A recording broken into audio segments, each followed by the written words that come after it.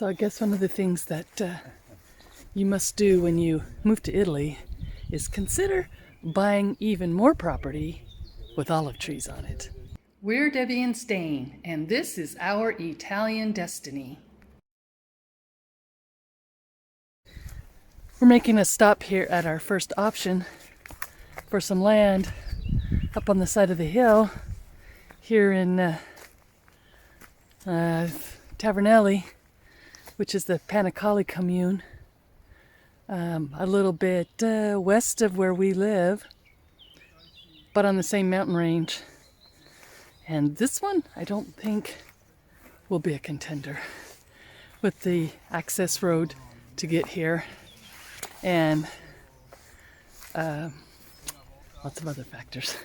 So anyways, this is what we're doing now.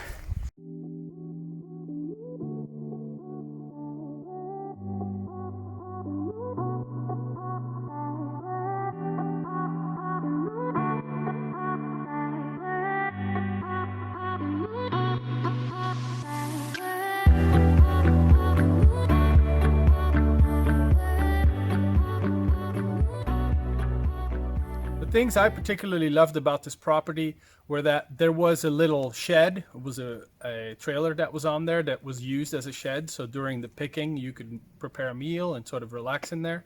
It had some storage as well as being fully sort of planted. Every space on there where you could put a tree had been planted, and many of the trees were very mature. Some of the things that were not as appealing were particularly the road. Like, whoa, that's a big one. The way to get there was very difficult. We were in a four-wheel drive vehicle, and as you could see on the video, it was still very, very bumpy. The other thing was that it was on rather steep terrain, so difficult to harvest perhaps, and it wasn't as close as some of the other options that we had also in the pipeline. So ultimately, a nice option, but maybe not for us because it would be very difficult to access.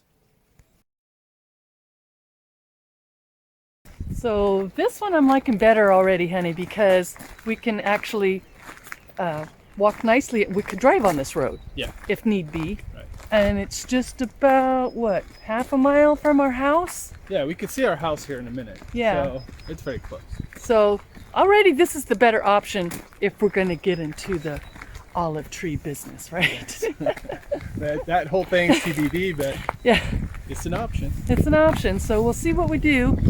You're going to have to continue to follow us, so don't forget to hit that subscribe button if you're interested.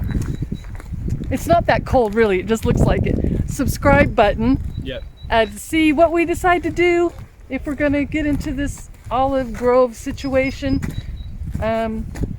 So I'm going to show you the road here. We could drive down this if we wanted to easily. Yep. And so let's see if we really like this option. No. All right. I've taken a look before, so I'm excited to see how she thinks, what she thinks about My reaction, yeah. Okay.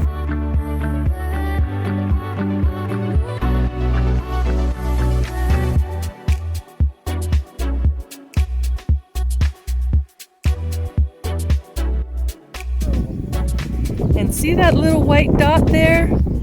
That's our house, so we're not that far away. The second property we looked at was actually very nearby. It was only about 2/3 of a mile away.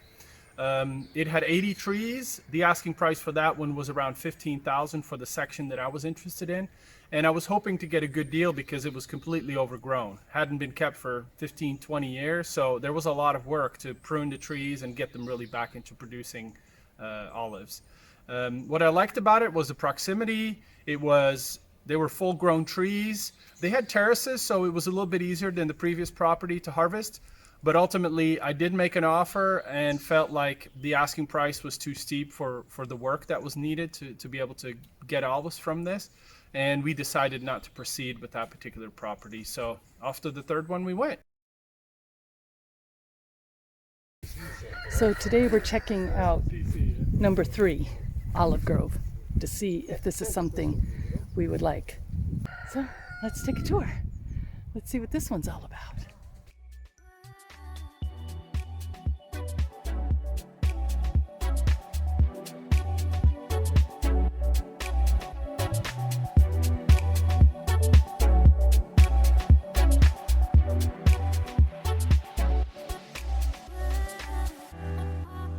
Property number 3 we actually found through our builder who knew somebody in town was selling an olive grove.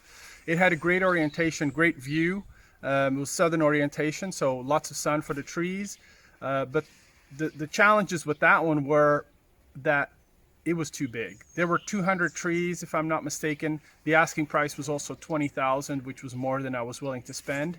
And although the price per tree was reasonable and the trees were in good shape, they were well kept, they were pruned, I felt it was too much to take on for something beyond the 12 trees that we had going right now, because I would have to buy some pretty heavy equipment to be able to manage that olive grove. So that one got pretty quickly scratched off the list.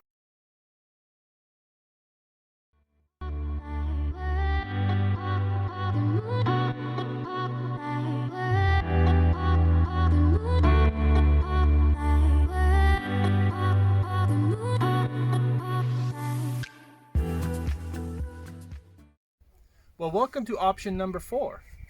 The way I found out about this one was actually the most interesting. As I had been looking around, I was talking to a few people. Do you know anybody else selling olive groves nearby our home? And our neighbor actually pulled right by the house, stopped and said, "Get in the car. Come on, let's get in." So he took me over here, which is literally 250, 300 yards from our own home, and said, "How about this piece here on the left? This belongs to my wife's cousin, and she would probably be willing to sell it. So I could talk to her and see, what the situation is."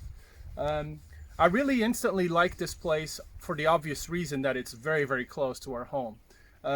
When I'm here and you would yell from the back door, I could hear you. That's literally how close it is. It's relatively small size. It's about an acre, or just slightly over an acre. And there's a lot of room to put whatever I want.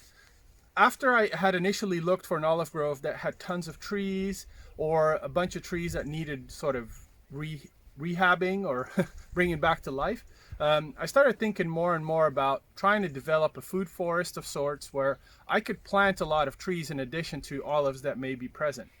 This lot has, as I said, it's 1 acre. It has 15 existing olive trees. All are very well established. Several are over 100 years old.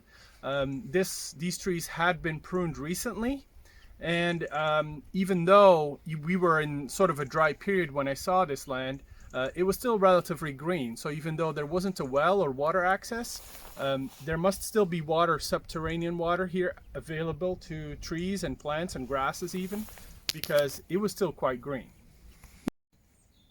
Check out this view. This was another plus point about this property. A great view. Open view, and some other properties had that too, but this one's definitely the best one out of all of them.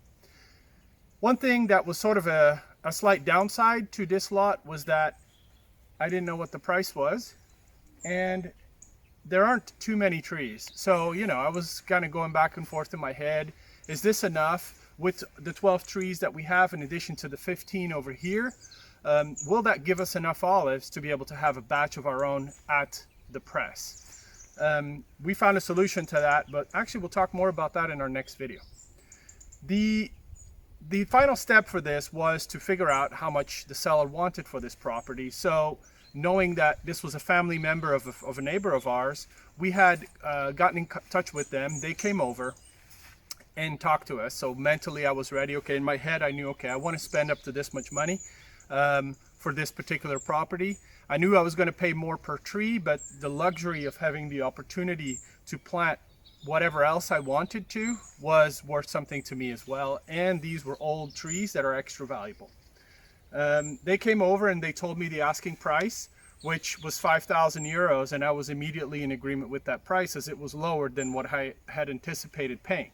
So all that went pretty smoothly, and we just kind of shook hands on it that day and chit-chatted. They had brought a little bottle of olive oil, which included olive oil from the trees that were on this land, so that was a nice little touch from the seller.